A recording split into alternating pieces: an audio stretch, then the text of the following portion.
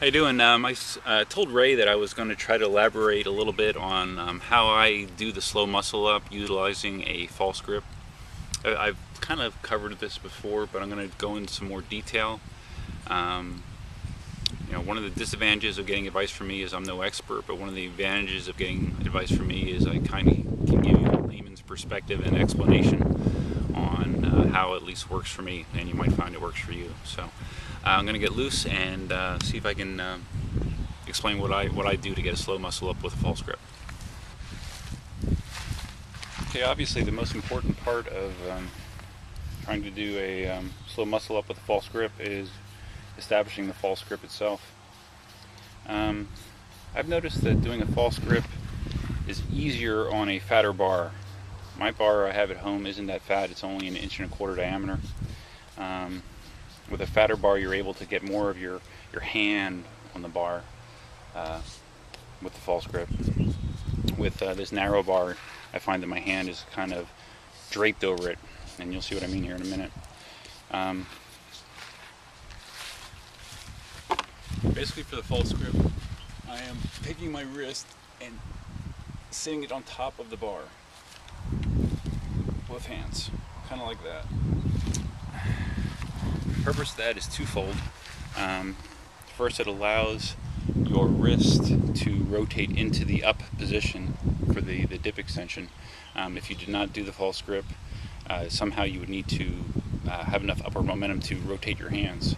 With this grip, that's not necessary. You can just go all the way up and right into the dip because your wrist is already in position to allow you to do that. Second thing I found with the false grip is it's helpful because you actually are higher up in the bar.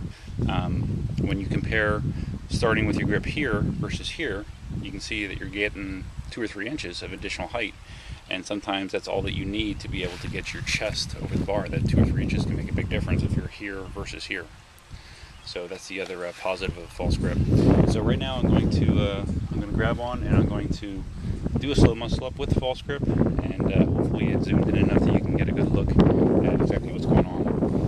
When I do these, I also find that I like to keep my grip more narrow. It just seems to work better for me.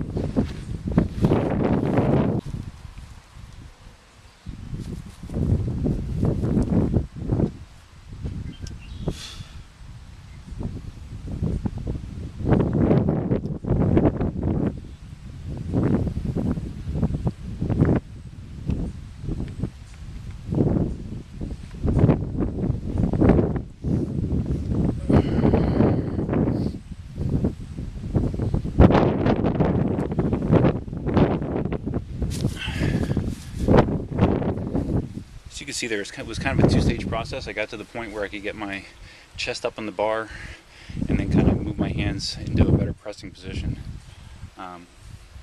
That's certainly not the best form. It would be better if I would be able to just do that in one continuous motion without having the intermediate step, but that's where I'm at right now. Let me do it again. I'm going to zoom in a little bit tighter. I'm utilizing chalk here to try to give myself a little bit better grip on the bar. The thought process being if I can grip it securely, I can use my forearms to help power me through the transition if needed.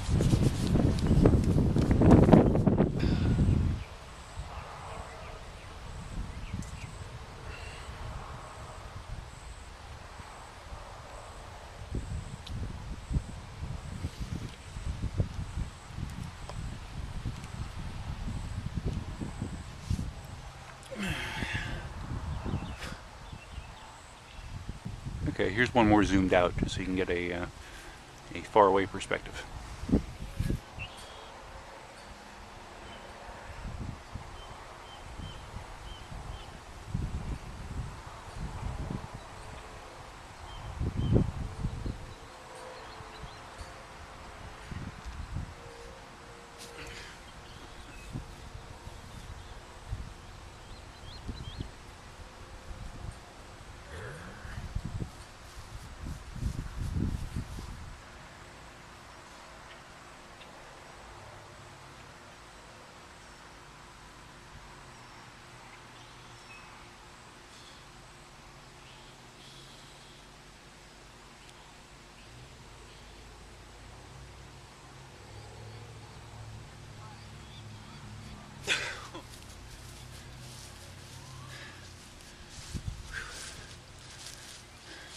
fetch that.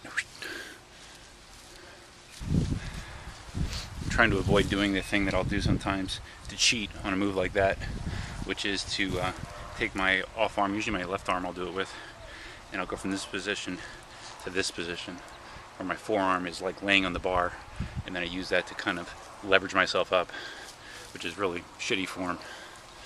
So try not to do that.